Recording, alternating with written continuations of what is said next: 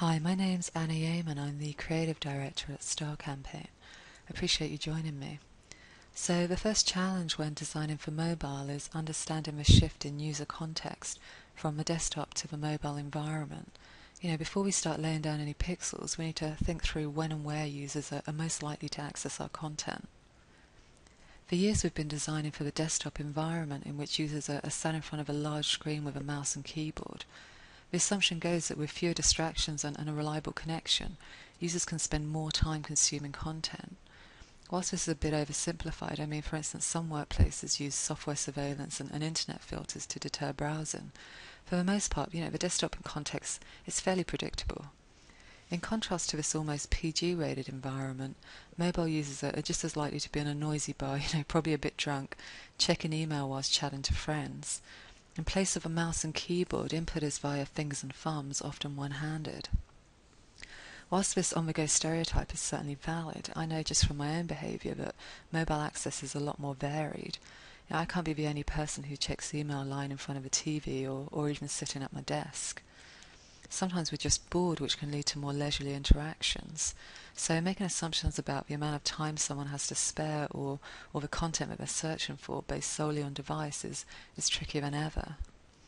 While screen size and ergonomics might shape the layout, the content itself also needs to be determined by other factors, such as the activity of the user and location.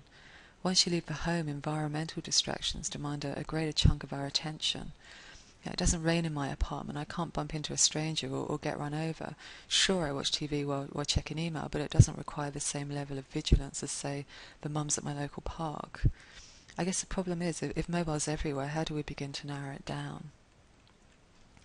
This report by Notice gives us some insight into when and where users are checking mobile email. As you can see, peak usage is at 7 a.m. Two other studies released this year by Pivotal Veracity and Baby Center corroborate these findings. So we know that users are mainly checking mobile email when they first wake up. When you consider that 65% of American adults sleep with their phones, often using it as an alarm clock, it makes perfect sense. So if we were to design an alarm clock email, what would we need to account for? So for starters, blurry eyes, lack of physical coordination when we first wake up, the tendency for the phone to flip orientation when we're lying on our side, as well as time constraints, particularly during work days.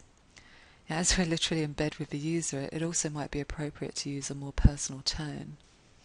You can see context at play in the design of this alarm clock app. The two touch targets are as far apart as the screen will allow.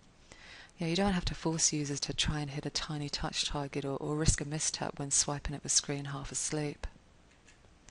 So if considering the context of our users is the first challenge, then deciding which devices to support is the second.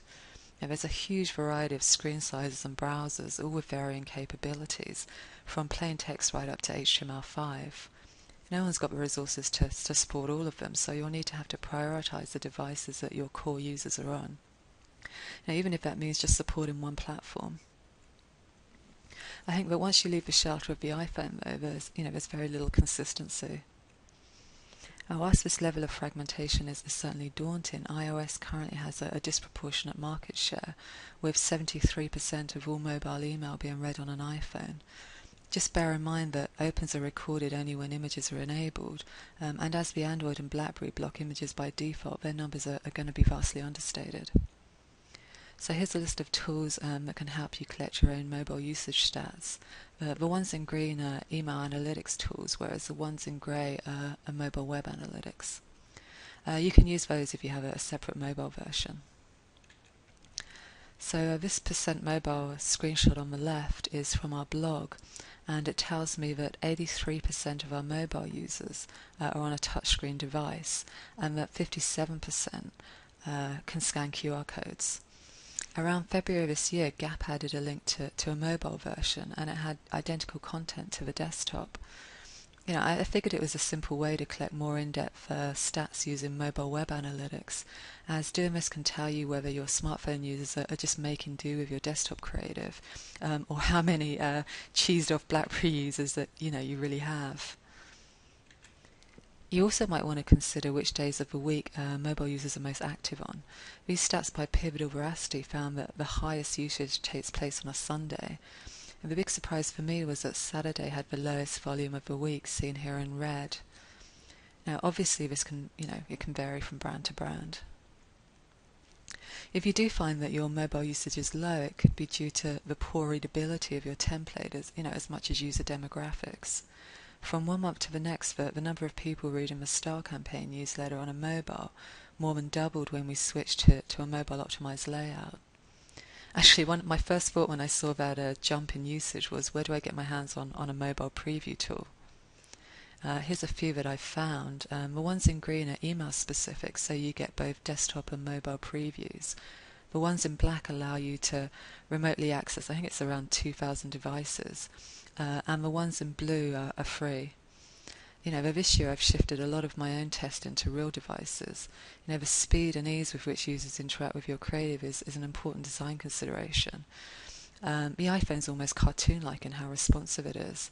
Static previews only tell you if your creative's broken, and tools like Device Anywhere, you end up having to do these kind of awkward keyboard and mouse maneuvers to try and mimic gestures. Another thing I've found is using these devices just in my everyday life helps me to identify usage patterns and design nuances that I'd otherwise miss. So here's a quick summary. So thanks very much for your time, and I sincerely hope it's been useful.